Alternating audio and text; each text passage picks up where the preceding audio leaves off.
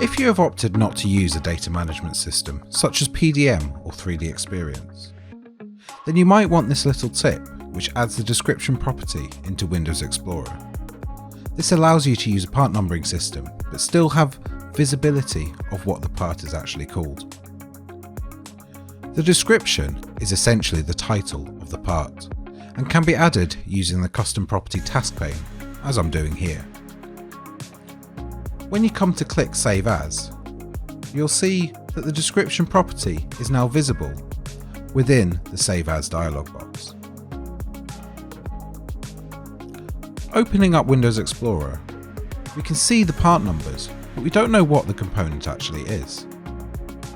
So by right-clicking on the tabs at the top and going to More, we can customize the ribbon and add the description property here. Unfortunately, there are two descriptions, so it's a bit arbitrary as to which one you need to select. If it doesn't come up the first time, just deselect the first one and scroll down again to the description property and add it back in.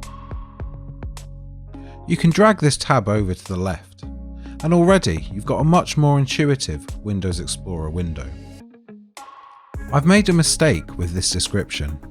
As long as a component isn't open, we can change the description within the details pane. And opening up the component, what you'll see is it's actually changed within SolidWorks.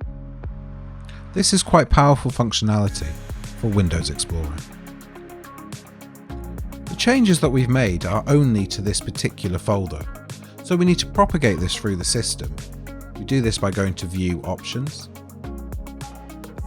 click on View again and click Apply to Folders.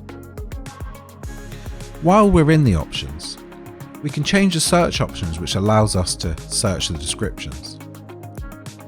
And going a couple of folders back, perhaps we don't know where this component is, we can use the search functionality to really quickly find using the description property.